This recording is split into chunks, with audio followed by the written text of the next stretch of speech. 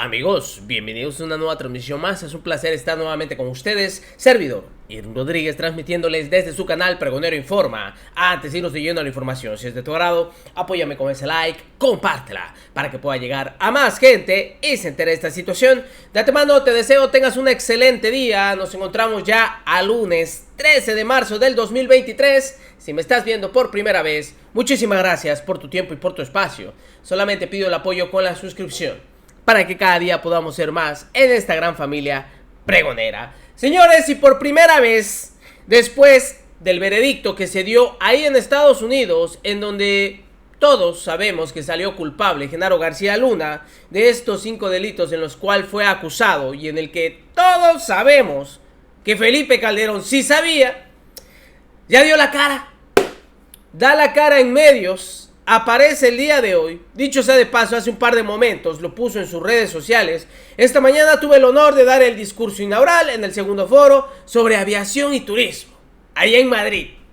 Participaron el eurodiputado José Ramón Bauza, Josep Piqué, exministro de España, Javier Sánchez Prieto, presidente de Libera, Martin Wetzeler, director general de la CEPSA, entre otros. Esto decía Felipe Calderón, claro, solamente en España, y todavía con algunos personajes que lo siguen simplemente acaparando o protegiendo.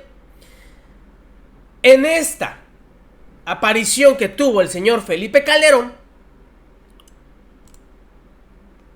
le hicieron la pregunta sobre el caso de Genaro García y usted no va a creer lo que va a decir. Este miserable, sinceramente, se termina de burlar de México y de igual forma de Estados Unidos.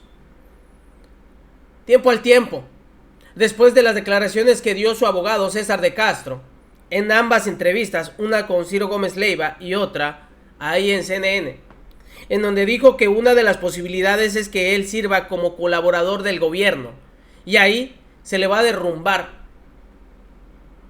toda su mentira a Felipe Calderón, porque ya están saliendo muchos a hablar. Sí, hay muchos personajes que vivieron un infierno con Felipe Calderón. Uno de ellos fue un diputado que rompió la voz, rompió el silencio, y se los voy a mostrar de igual forma. Esto fue lo que respondió el miserable de Felipe Calderón tras el cuestionamiento ahí en España sobre Genaro García Luna. Oiga, en otros casos, pero regresando a temas de los que hablábamos hace unos instantes, hace apenas unos minutos en Madrid, en España, el expresidente Felipe Calderón dio su primera declaración en cámara después del veredicto de quien fuera su secretario de Seguridad, Genaro García Luna, en una corte de Nueva York, que lo declaró, usted lo sabe, culpable de 5 cargos de los que era acusado, 4 de ellos relacionados con el narcotráfico. Esto es lo que dijo.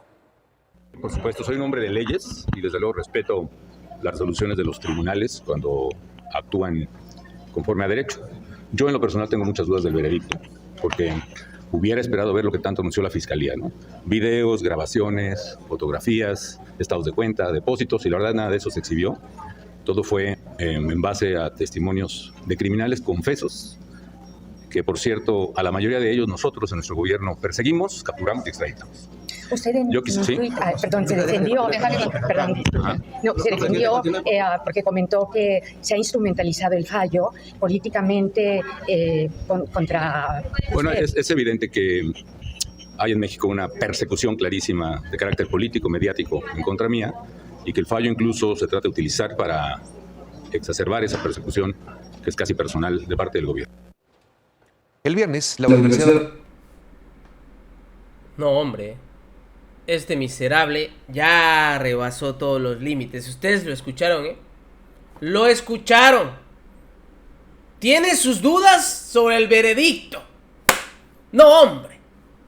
Y que ahora todo esto es utilizado para un ataque político. Eso es no tener un poquito de...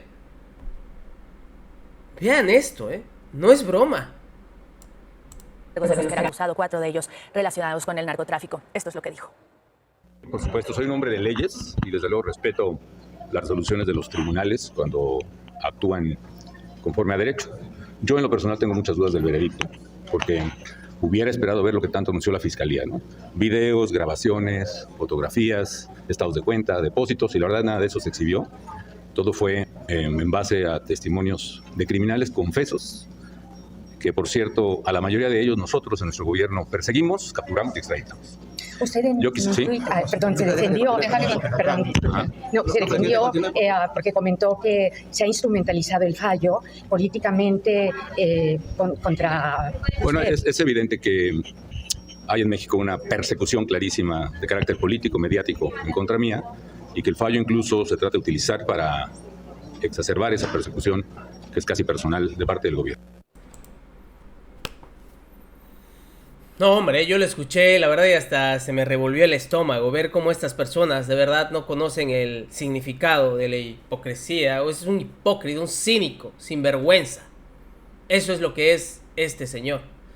Todo el daño que le generó a miles de familias, y todavía, después de que un caso, no fue en México, fue en Estados Unidos, en donde sabemos que la justicia es muy diferente, y en donde todavía pudiéramos decir que no hay jueces comprados.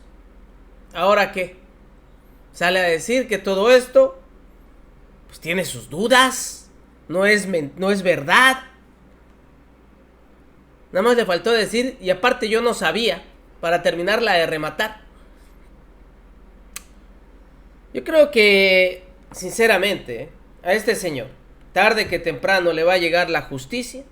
Como bien lo dijo también en una entrevista Eddie Small, ya sea la justicia aquí o la divina. Porque este tipo de personajes, la verdad, bien tiene ahí su libro, Felipe el Obscuro. Fabricio Mejía había hecho una videocolumna. Yo creo que es, miren, ideal para esto que acaba de decir. Señor, tal vez parece amnesia. ¿O usted qué opina?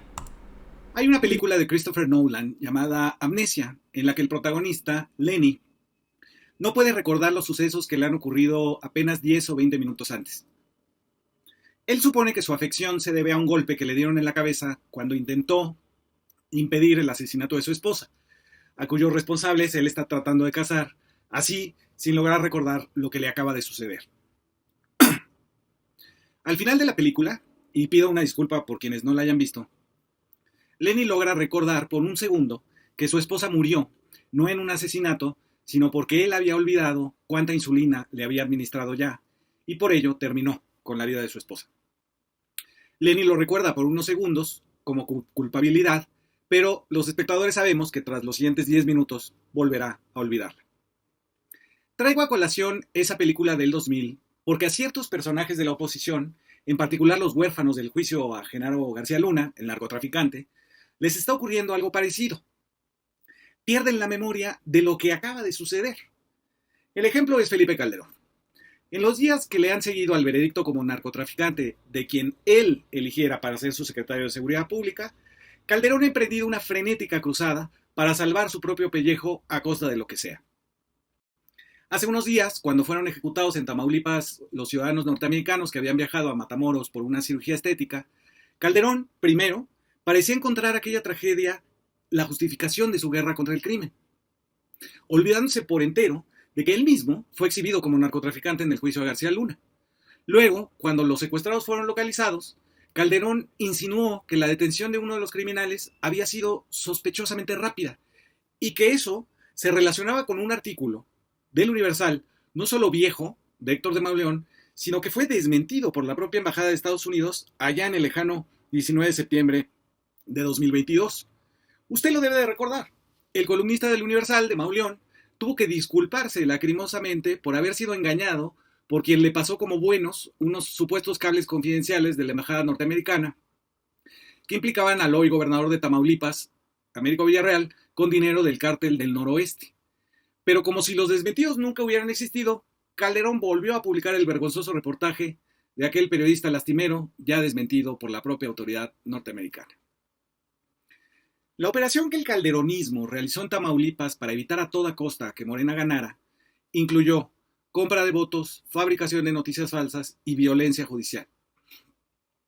Hay que recordarle a los amnésicos que hasta ahí llegó el grupo de Felipe Calderón a tratar de levantar la candidatura del PRIAN, la del Truco Verástegui, tío del modelo que presidió la reunión de la derecha fascista en la Ciudad de México a la que estaba convocado Donald Trump el 18 y 19 de noviembre pasados. El grupo en Tamaulipas lo integraron Roberto Gil Suárez, secretario particular y subsecretario de Gobernación con Calderón, Salvador Vega Casillas, secretario de la Función Pública, Jorge Manzanera Quintana, afín a la organización de ultraderecha El Yunque, quien estuvo detrás de la contratación de Antonio Solá para diseñar la campaña de Aguas Negras contra López Obrador en 2006, Javier Lozano, exsecretario del Trabajo, el de la mina Pasta de Conchos y la desaparición de Luz y Fuerza del Centro, Maximiliano Cortázar, jefe de prensa de Calderón, que entregó a los medios corporativos más de 32 mil millones de pesos, y Manuel Minjares Jiménez, el contador de Calderón, pero más importante, quien sirvió de enlace entre la Secretaría de Hacienda de Agustín Carstens y aquellas aprobaciones unánimes del presupuesto entre los diputados del sexenio calderonista. Todos estos operadores de la catacumba tuvieron contratos millonarios del dinero público de Tamaulipas de García Cabeza de Vaca. Por ejemplo, al despacho de Vega Casillas, el gobernador le otorgó 26 millones de pesos por solo 4 meses de trabajo, de julio a octubre de 2019, y contrató igualmente al despacho de Gil Suárez para que lo defendiera de la orden de aprehensión por lavado de dinero que la Fiscalía le extendió desde mayo de 2021. La alianza del PRIAN compró votos en la elección para detener a Morena en Tamaulipas. Quizás ya se le olvidó también a Calderón, pero desde el recuento de las 1.617 casillas, aparecieron en muchas boletas una serie de 6 números anotados junto al voto por la alianza opositora. Esos 6 números eran para poder cobrar 500 pesos y debían de ser fotografiados junto a la boleta. Mucha gente no entendió la instrucción que le había dado el equipo de campaña del Truco Verástegui y anotaron la serie directamente en la boleta para fotografiarla. Otros votos, durante el recuento, aparecieron con post-its con los famosos 6 números.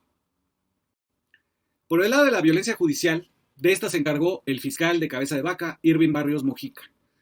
Este personaje fue quien ejecutó el plan contra las autoridades electas de Michoacán que ordenó Felipe Calderón en 2009, que mandó encarcelar a 30 funcionarios públicos, entre ellos a 12 alcaldes. Era el 26 de mayo de 2009 y el procurador era Eduardo Medina Mora, el exmagistrado prófugo, y la de averiguaciones previas era Marisela Morales. Desde la presidencia de la República, Calderón usó al aparato judicial para barrerle el terreno a su propia hermana, postulada por el PAN para la gubernatura de Michoacán, inventando una supuesta relación con el crimen organizado de los alcaldes de oposición. Todos salieron absueltos. El Ministerio Público que giró las órdenes de aprehensión era Irving Barrios, hoy fiscal de Tamaulipas, propuesto por Cabeza de Vaca para un periodo de 2016 a 2025, pero que podría irse hasta 2032. Casi como Edmundo Jacobo en el INE no se toca. Este fiscal hizo un tamaulipaso a fines de mayo de 2022. Se libraron órdenes de arresto contra Carmen Lilia Cantú Rosas, la alcaldesa de Nuevo Laredo, contra Eduardo Gataz, el alcalde de Victoria, contra Carlos Peña Ortiz, el alcalde de Reynosa, y también contra Octavio Leal, dirigente de Autodefensas. Pero no terminó ahí la violencia judicial. El eterno fiscal, Irving Barrios, pasó a un juez de asuntos de adolescentes, a uno de orden penal, por tan solo las horas que le llevó liberar órdenes de aprehensión contra el gobernador electo Américo Villarreal, quien debió volver al Senado unos días para evitar ser arrestado el 21 de septiembre pasado. Las noticias falsas tuvieron un salto cuántico con el grupo de Calderón que apoya a Cabeza de Vaca. Ya desde junio de 2021, varios medios, entre ellos La Política Online, por ejemplo, habían avisado que el entonces gobernador de Tamaulipas había contratado a exagentes del FBI para fotografiar con drones una casa del hijo del presidente López Obrador en Texas. 6 meses después, vino el fallido intento por involucrarlo en un conflicto de interés solo porque su esposa había alquilado una casa. Para la campaña de Tamaulipas, no solo se difundieron las noticias falsas de la campaña de Cloaca en contra de Américo Villarreal y su familia.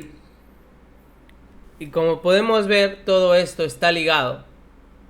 Y ligado para atacar, pero los que simplemente quedaron embarrados y no van a saber cómo quitárselo, ha sido el panismo.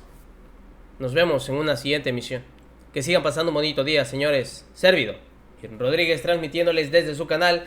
Y así apareció nuevamente el miserable de Felipe Calderón a decir que tiene sus dudas sobre el veredicto allá en Estados Unidos. Recuerden, la información está ahí y depende de todos nosotros el pregonarla. Nos vemos en una siguiente emisión.